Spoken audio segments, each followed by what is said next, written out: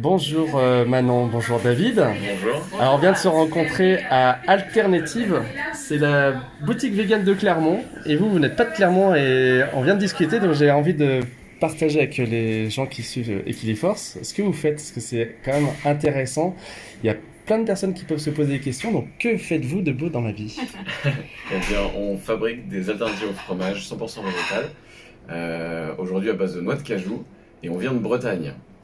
C'est ça, on habite à Vannes et on a développé l'entreprise Tika Affinage il y a 3 ans maintenant. Et notre idée, c'était vraiment par militantisme de pouvoir montrer que c'était possible de manger en 100% végétal, de retrouver des saveurs qui soient similaires à celles du fromage, mais sans l'exploitation des animaux. Voilà, et on va jusqu'au bout des choses, on a des produits avec un emballage 100% compostable et transparent, parce qu'on veut montrer qu'on est une entreprise aussi transparente. Ouais, c'est un peu la critique parfois des produits véganes. C'est pas très respectueux de l'environnement, il y a du plastique et tout, donc ça... Voilà, on travaille de la façon la plus éthique possible, on n'est pas parfait, mais en gros pour faire 3000 fromages, on fait 3 kilos de déchets.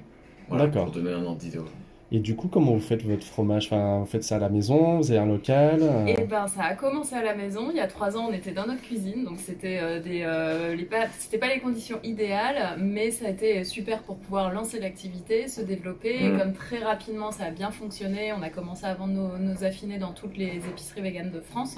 Bah, du coup, ça nous a permis de nous installer aujourd'hui dans un atelier qui fait 75 mètres carrés. Et dans cet atelier, on a construit un laboratoire de production qui fait 28 mètres carrés. Et donc là, on a beaucoup plus de possibilités pour pouvoir développer nos 2 références, en fabriquer de plus en plus. Et puis, on a recruté il y a 1 an et demi une personne en R&D, en recherche et développement, justement pour trouver d'autres recettes qui seront faites cette fois-ci avec des ingrédients d'origine française. Parce que comme le disait David, on cherche à être le plus écologique possible. Donc on fait avec la noix de cajou parce que c'est ce qu'on sait faire. Ça nous permet de nous développer, d'avoir des produits quand même sympas et vraiment goûtus.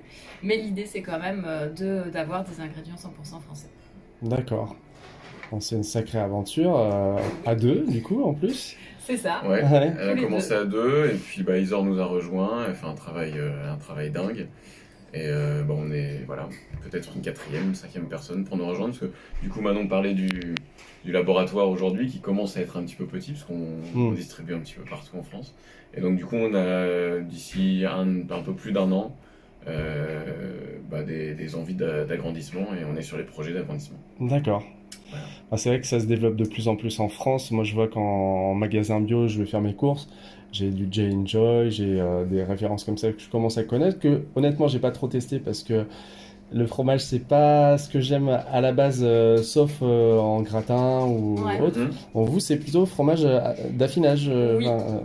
Là pour le coup on appelle ça des affinés, on a 2 références, le petit boucan, le pébéiec, et on cherche à avoir vraiment quelque chose suivant les traditions françaises en fait, les méthodes artisanales à la française. Donc on oublie tout ce qui est cheddar, fromage râpé, type l'air d'Hammer, on cherche vraiment à avoir quelque chose de travaillé et d'artisanal. Ouais, en fait, pour faire un fromage traditionnel, il faut faire un caillé, du lait. Nous, c'est l'inverse, en fait. On prend des noix de cajou, on les mixe avec de l'eau, du lait de coco, on en obtient une pâte, un peu comme une pâte à gâteau. On ensemence, on met les ferments qui ne sont pas développés sur des supports laitiers, mais sur des supports végétaux. C'est très important. Et du coup, ensuite, on les moule. Ah oui, on a accompagné nos chiens. On a accompagné Orca. Du coup, donc on fait une pâte de noix de cajou, un peu comme une pâte à gâteau. On ensemence, on met des ferments qui sont développés sur des supports végétaux. Ensuite, on les moule, on les met dans des caves d'affinage, et tous les jours, on les retourne pour obtenir cette pâte, ces arômes, etc. Et ensuite, on les emballe dans cet emballage compostable. D'accord. Voilà. Vraiment, j'ai tout compris.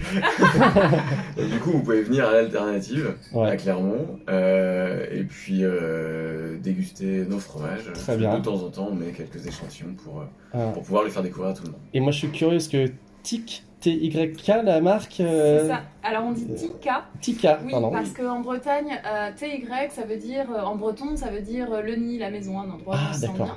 Et le K, ça vient de Queuse, qui veut dire fromage en breton. Donc Tika, la maison du fromage. D'accord. Mais ça se devine pas. Bah non, mais ça fait partie Mais les gens le retiennent, c'est important. C'est ça. Et ben merci à vous 2.